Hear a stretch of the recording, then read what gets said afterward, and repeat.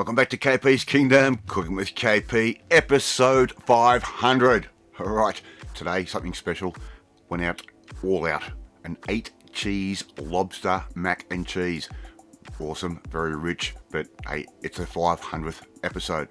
First thing I've got is some lobster tails. I've just cut those in half, straight through. And I just use a pair of kitchen scissors to do that and then finish it off with a knife. Not hard to do. And we're just going to put these on a nice hot grill with a little bit of garlic butter, just a little bit of a kiss of extra flavour. Now we want to put these on a very nice high heat. They're not going to take very long at all, around about 3 to 4 minutes. So we're just going to put them on. We're going to watch the colour of that shell, and as that changes we can then give them a little bit of extra grillage, get some extra little grill marks on there as well, just like that. The butter's already done its job. We're just going to transfer those over onto the other side. As you can see, those shells are starting to go nice and pinkish. Not quite there yet, but almost. So just keep grilling those off. You could do this on the barbecue outside if you want to. On this particular day, the wind would blow the barbecue out. So just keep having a look and making sure we get both sides of the tail all beautifully cooked, and you'll start to see that meat start to pull away from the shell very shortly. It's not very hard to do.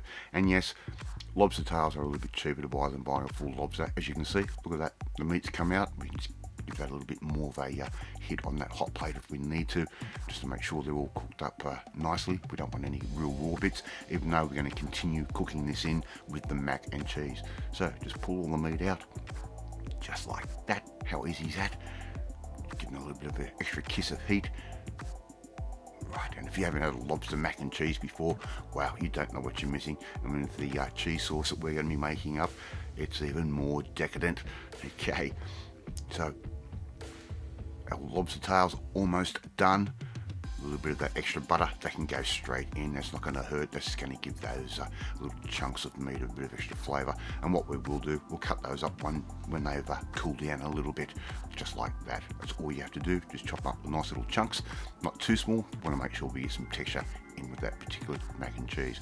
Nice little knob of butter into a saucepan, just like that. And we're going to add just a little bit of extra flavour there to our lobster. We're just going to add a little bit of lemon myrtle. It's a great Australian bush spice, this one. Okay, now a little bit of extra freshly cracked black pepper, like that. And our butter is just starting to melt down nice and slowly like that. Just keep moving it around. We don't want it to burn, we just want it to melt down. And what we're going to do here is basically make a roux.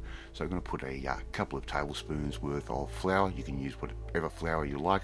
I'm just using a general purpose flour, and we're going to cook that flour out. Just keep stirring that around like I'm doing right there, and it's going to absorb a lot of the butter, but we want to cook that flavour out. We don't want to taste flour in our sauce. So just keep stirring that around.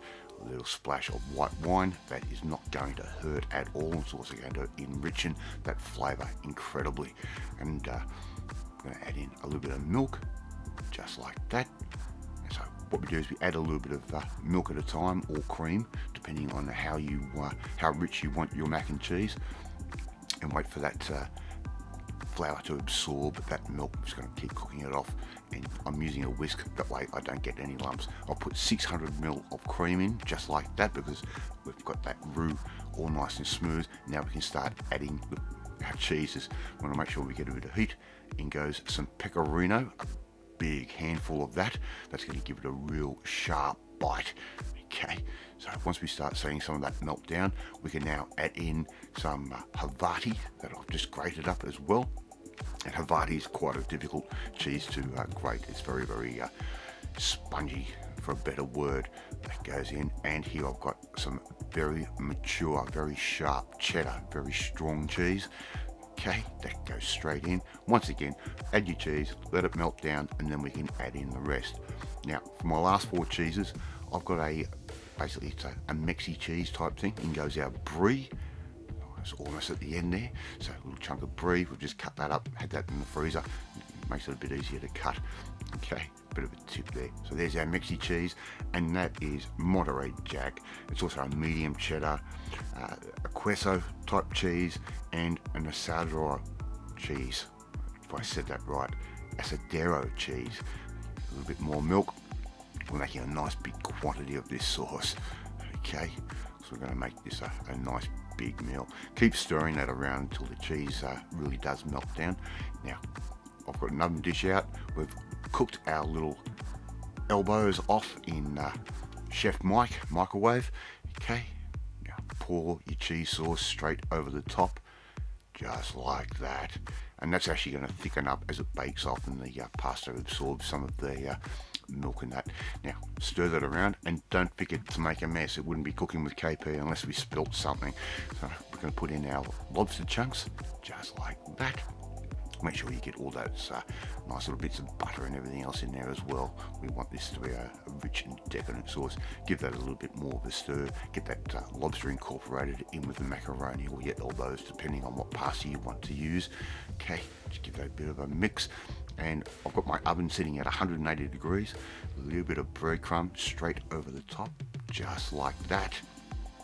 And it's going to give us a nice little crust and a nice bit of colour.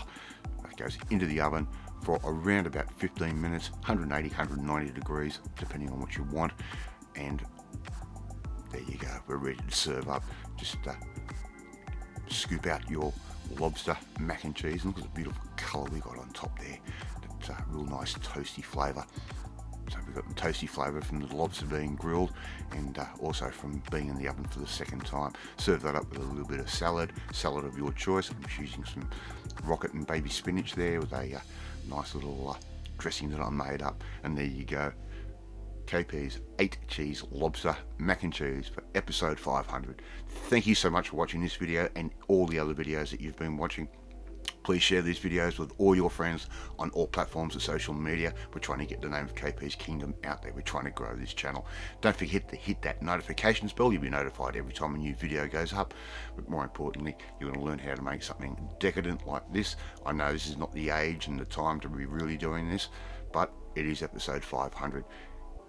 Please come join the family, hit that subscribe button, and you'll never miss another one of my videos again. Right, off to eat my 8 cheese lobster mac and cheese, and I will catch you next time.